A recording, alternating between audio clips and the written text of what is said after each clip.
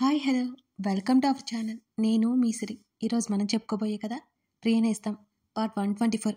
కథలోకి వెళ్ళే ముందు వీడియోని లైక్ చేసి అలాగే హైప్ చేయడం మిస్ చేయకండి ఫ్రెండ్స్. ఇక వచ్చేయండి. హేమంత్కి అర్జెంటుగా పని పడింది. హనీని వదిలిపెట్టి వెళ్ళడం సుతారం ఇష్టం లేదు అతనికి. ఒకవైపు హనీ నిద్రపోతుంది. బాల్కనీలోకి వచ్చి డోర్ లాక్ చేసి సిగరెట్ తీసి నాన్న వాళ్ళు రేరు అతనికి. అతని తల్లిదండ్రులు ఎక్కడో ఉన్నారు. హనీకి అతనికి హనీ. అతని భార్య ఉన్నా లేనట్టే. ఇద్దరికి డివోర్స్ అయిపోయిన తర్వాత ఎంతో కష్టపడి హనీని తన దగ్గరికి తెచ్చుకున్నాడు.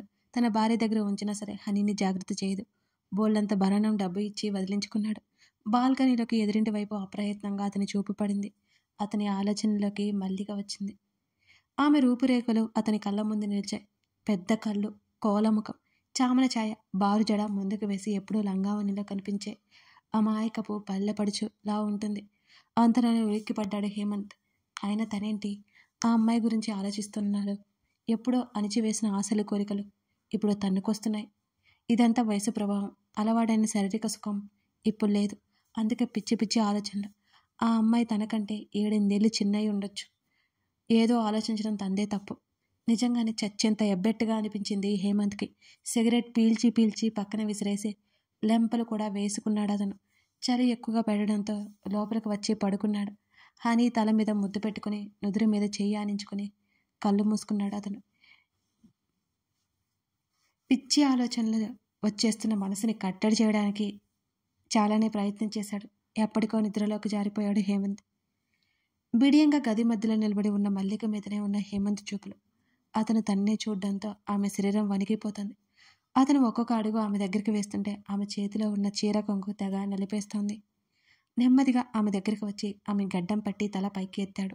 ఆమె వాలు కనులు నేలకు వాలిపోతున్నాయి.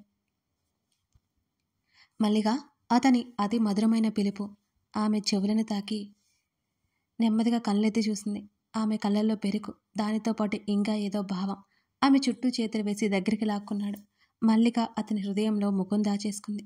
ఆమె తల మీద ముద్దు పెట్టుకుని ఆమె ముఖాన్ని చేతుల్లోకి తీసుకున్నాడు హేమంత్.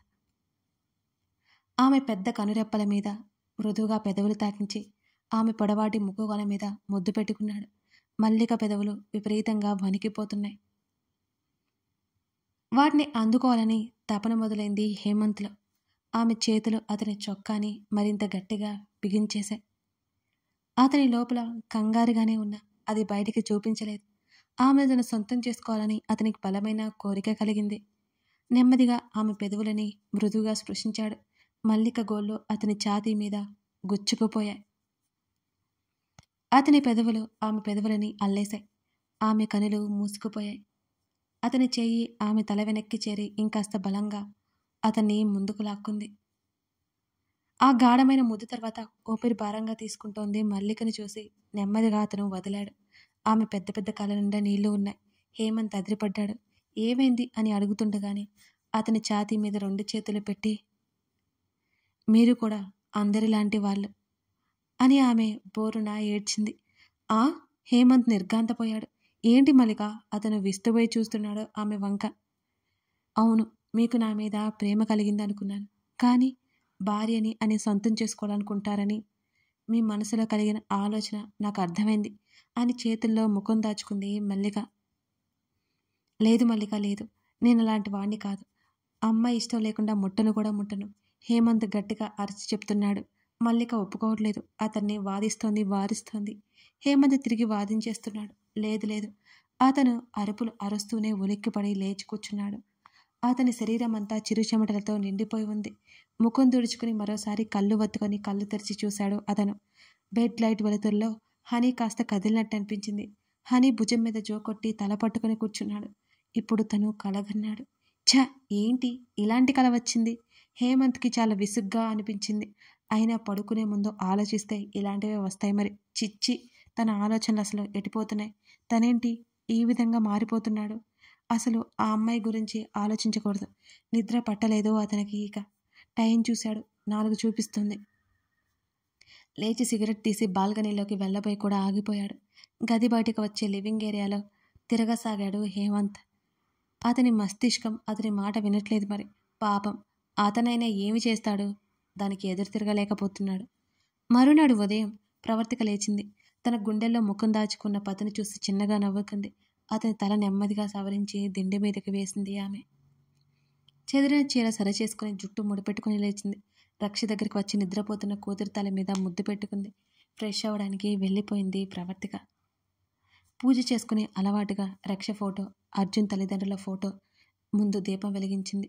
పనమ్మాయి అప్పటికే కిచెన్ క్లీన్ చేస్తోంది. మల్లిక కూడా అక్కడే. వాచ్మెన్ కేక వినిపించడంతో బయటకు వచ్చింది ప్రవర్తిక. హేమంత్ ఉన్నాడు. పలకరింపుగా నవ్వి బయట వరండాలకు వచ్చింది ప్రవర్తిక. నేను వారం రోజుల వరకు రాలేనండి, కొంచెం అప్పుడప్పుడు మా పాపని గమనిస్తుంటారా అని హేమంత్ అడిగాడు. తప్పకుండా, మీరు నిశ్చింతగా వెళ్ళిరండి అని ప్రవర్తిక అదే చిరునవ్వుతో చెప్పింది. హేమంత్ థ్యాంక్స్ చెప్పి వెనక్కి తిరిగాడు. ప్రవర్తికని భార్యగా పొందిన అర్జున్ ఎంత అదృష్టవంతుడు. అర్థం చేసుకుని భర్తని బాధ్యని కంటికి రెప్పలా కాచుకుంటున్న ఆ ఇల్లాలు గల ఇల్లు నిజంగా హరివిల్లే కదా అనిపించింది హేమంత్కి. ప్రవర్తిక వెనక బయటకు వచ్చిన మల్లిక ఆ మాటలు విన్నది. వచ్చినంత వేగంగా గుమ్మం నుంచి ఆమె వెనుదిరిగిపోయింది. ప్రవర్తిక ఇంట్లోకి వచ్చింది. అక్క, రక్ష లేచి ఏడుస్తుంది, నువ్వు వెళ్ళి నేను టిఫిన్ పనులు చేస్తాను అని మల్లిక చెప్తుంటే ప్రవర్తిక చిన్నగా నవ్వి, దానికి వాళ్ళ నాన్న ఉంటే చాలు, ఇంకేమీ అక్కర్లేదు. లేవగానే ఆకలి ఉండదు, ఏమీ ఉండదు, నాన్నతో ఆడుతుంది, లేస్తే వాళ్ళే వస్తారులే అంది ప్రవర్తిక. తన బాల్యం గుర్తొస్తుంది మల్లికకి. చిన్నప్పుడు ఎంత బాగుండేది. తన నానమ్మ తన జీవితం నాశనం చేసింది. అయినా ఇప్పుడు అనుకుని ఏం లాభం? మల్లిక నిట్టూర్చింది. రేపే ఢిల్లీ వెళ్తున్నా, అన్నీ రెడీ చేసుకో అంటూ చొక్కా వేసుకుంటూ అన్నాడు అర్జున్. అదేంటి సడన్గా? అయోమయంగా చూసింది ప్రవర్తిక. ఆమె చేతిని పట్టి లాగి, మిమ్మల్ని అర్థం చేసుకోవడం చాలా కష్టం. ఎక్కడికైనా తీసుకెళ్లారు అంటే తీసుకెళ్లేటప్పటికి అప్పటికప్పుడే ఎందుకన్నట్టు మాట్లాడతారు అని నిట్టూర్చాడు అర్జున్. అబ్బో, బాగానే కనిపెట్టారు కానీ అని ఆమె మాట్లాడుతుంటేనే, సాయంత్రం మాట్లాడతాను, టేక్ కేర్, నా ప్రిన్సెస్ని తీసుకుని బయటికి వెళ్ళొద్దు అని చెప్పడంతో అలాగేనన్నట్టు తలాడించింది ప్రవర్తిక. అర్జున్ వెళ్ళిపోయాడు హడావిడిగా. వెళ్తున్న అతన్ని చూసి ఆమె నిట్టూర్చింది. హాల్లోకి రాగానే రక్షకు టిఫిన్ పెడుతూ కనిపించింది మల్లిక. ఇద్దరిని చూడగానే ప్రవర్తిక ముఖం మీద చిరునవ్వు వచ్చింది. మళ్ళీ ప్రవర్తిక మాటలకు రక్షకు మాటలు చెబుతూ తినిపిస్తున్న మల్లిక తల తిప్పి చూసింది. ఏంటక్క అని అడిగింది మల్లిక. మేము ఢిల్లీ వెళ్తున్నాం, నువ్వు కూడా రా అని ప్రవర్తిక అడిగింది. నేనా? మల్లిక ఆశ్చర్యపోయి కళ్ళు పెద్దవి చేసింది. అవును నువ్వే అంది మల్లిక. లేదక్క, నేను రాను, ప్లీజ్ అక్క, ఏమీ అనుకోకు, నేను ఇక్కడే ఉంటాను, అవసరమైతే మీరు సరదాగా వెళ్ళిరండి మల్లిక మరీ మరీ చెప్పింది. ప్రవర్తిక కాసేపు అడిగిన మల్లిక ఒప్పుకోలేదు అసలు. అక్కడ నువ్వు ఒక్కదానివి ఉండలేవే ఇక్కడ అని ప్రవర్తిక చెబుతుంటే, అన్నయ్య వాళ్ళు ఇంటికనే వెళ్తానక్క, ప్లీజ్ నేను అక్కడికి రాను మల్లిక చెప్పడంతో నిట్టూర్చింది ప్రవర్తిక. సరే, నాకు కొంచెం సర్దుకునే పని ఉంది, చూస్తూ ఉండు రక్షిని, అసలు గేటు దాటి బయటికి వదలద్దు ప్రవర్తిక చిరునవ్వుతో చెప్పి వెళ్ళిపోయింది. మల్లిక తలాడించి రక్షకు టిఫిన్ పెడుతోంది. తన తల్లిదండ్రులు తప్ప ఎవరు పెట్టినా తినని రక్ష మల్లిక పెడుతుంటే తింటుంటే ప్రవర్తికి ఆశ్చర్యం వేసింది. అయినా ప్రేమగా చూస్తే పిల్లలు ఇట్టే కరిగిపోరు అనిపించింది. నవ్వుకుంది ఆమె. వాళ్ళు తింటుండగానే హనీ అక్కడికి వచ్చింది. రక్షకి కొసరు కొసరు తినిపిస్తున్న మల్లికని చూడగానే హనీ మనసు బాధగా మూలిగింది. ఆ ఫీలింగ్ ఏంటో కూడా హనీకి తెలియలేదు. దిగాలుగా ముఖం వేలాడి తీసుకుని, ఆంటీ లోపలికి రావచ్చా అని అడిగింది హనీ. అది హేమంత్ చెప్పిన విషయాలు. అప్పటికే వెళ్తూ చెప్పి వెళ్ళాడు హేమంత్. ఎక్కువ వెళ్ళి ఇబ్బంది పెట్టొద్దని హనీకి మరీ మరీ చెప్పాడు. రా హనీ పిలిచింది మల్లిక. మల్లిక పిలవడంతో హనీ లోపలికి నడిచింది. టిఫిన్ చేశావా మల్లిక అడిగింది. తిన్నట్టు చెప్పి ఇవాళ స్కూల్కి వెళ్ళట్లేదు, రక్ష పాపతో ఆడుకోవడానికి వచ్చాను అని చెప్పింది హనీ తలదించుకుని. రక్ష టేబుల్ మీద నుంచి కుర్చీ మీద కాలు పెట్టి దిగి హనీ దగ్గరికి వచ్చి చేయి పట్టుకుని బొమ్మల దగ్గరికి తీసుకెళ్లి తన తండ్రి కొనిచ్చిన బొమ్మలు చూపిస్తూ హనీకి కూడా ఒకటి ఇచ్చి, ఇది నీకు ఇది నాకు అంది రక్ష. మల్లిక వాళ్ళని చూసి చిరునవ్వుతో చూస్తోంది. చేతిలో ఉన్న ఆ అమ్మాయి బొమ్మ వైపు చూసి తన బాధని తాత్కాలికంగా మరిచిపోయింది హనీ. ఇద్దరు ఆటల్లో పడిపోయారు. కాసేపటి తర్వాత ఇద్దరికి మంచినీళ్ళు తాగించి స్నాక్స్ పెట్టింది మల్లిక. అక్కడే కూర్చొని వాళ్ళు ఆడుకుంటుంటే ఆమె అలాగే చూస్తోంది. వారిని చూస్తున్నది అన్న మాట కానీ ఆమె ఆలోచనలు ఎటో ఉన్నాయి. శూన్యంలో గడిచిన కొన్నేళ్ళు తన కళ్ళ ముందు మెదులుతున్నాయి. ప్రవర్తిక అన్నీ సర్దేసి బయటకు వచ్చింది. దీర్ఘాలోచనలో ఉన్న మల్లికాని గమనించి పిల్లల వైపు ఒకసారి చూసి ఏమాత్రం కదిలించకుండా కిచెన్లోకి వెళ్ళి పని చూసుకోసాగింది మల్లిక. ప్రవర్తిక కిచెన్లో సన్నగా శబ్దం వినబడుతుంటే ఉలిక్కిపడి ఆలోచన నుంచి బయటపడింది. వేగంగా కిచెన్లోకి వెళ్ళి అక్కడ ప్రవర్తిక కనిపించగానే ఆమె ఊపిరి పీల్చుకుంది.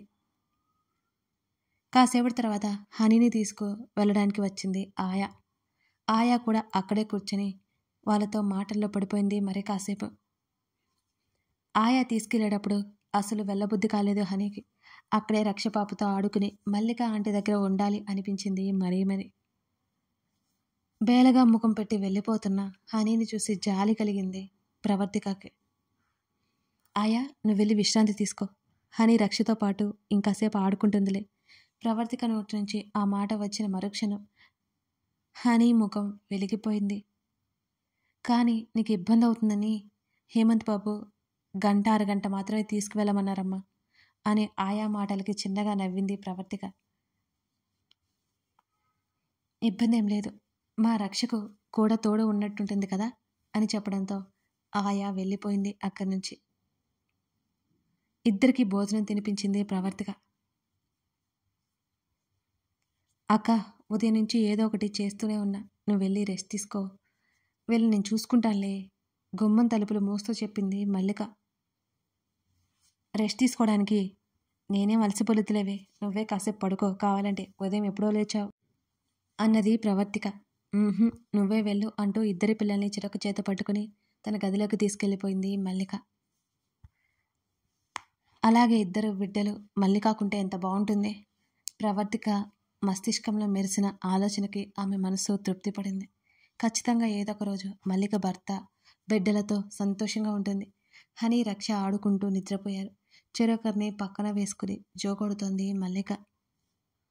అర్జున్ వచ్చాక ఆ విషయం చెప్తూ అతని పక్కనే కూర్చుంది ఆమె. మంచి వ్యక్తిని చూద్దాం. ఎందుకో అతని ఆలోచనలో హేమంత్ మెదిలాడు. అతనికే తెలియలేదు. అయినా అతని గురించి పూర్తిగా తెలియకుండా నిర్ణయం తీసుకోవడం కరెక్ట్ కాదు. ఆ విషయం అర్జున్కి తెలుసు. ప్రవర్తిక కూడా ఒప్పుకోదు. ఒక బిడ్డ ఉన్న అతనికి మల్లికనిచ్చి పెళ్లి చేయాల్సిన పని ఏంటని గొడవ చేస్తుంది. అందుకే ఆలోచనల్ని అక్కడే ఆపేశాడు అర్జున్. ప్రవర్తిక ఆలోచన కూడా నిజమే కదా. తెలిసి తెలియని వయసులో పెళ్ళయి భర్తను పోగొట్టుకున్న ఆ అమ్మాయి ఏం తప్పు చేసింది? సంతోషంగా బ్రతికే హక్కు కూడా ఆమెకు ఉంది. ఆమెను ఆమెగా స్వీకరించి అర్థం చేసుకునేవాడు కనిపిస్తే అతను తప్పక పెళ్లి చేసి తీరుతాడు. తన ప్రియసతి కోరిక తీరుస్తాడు. ప్రణయ్కి కాల్ చేశాను, వాడు వస్తాడు, నువ్వు అక్కడే ఉండొచ్చు. అర్జున్ మాటలకు మల్లిక తల ఊపింది. ఎప్పుడూ లేనిది అర్జున్ జాగ్రత్తలు చెప్తుంటే చిన్నపిల్లలా వింటోంది మల్లిక. మళ్ళీ జాగ్రత్త, ప్రవర్తిక మరీ చెప్పింది. సరే అక్క, మీరు క్షేమంగా వెళ్ళరండి, చిరునవ్వుతో అంది. అర్జున్ రక్షణ తీసుకుని బయటకు వెళ్ళాడు. ప్రవర్తికకి సడన్గా ఏదో గుర్తుకు వచ్చినట్లుగా ఎదురుంటే హనీని కాసేపు పిలిచి నీ దగ్గర ఉంచుకో.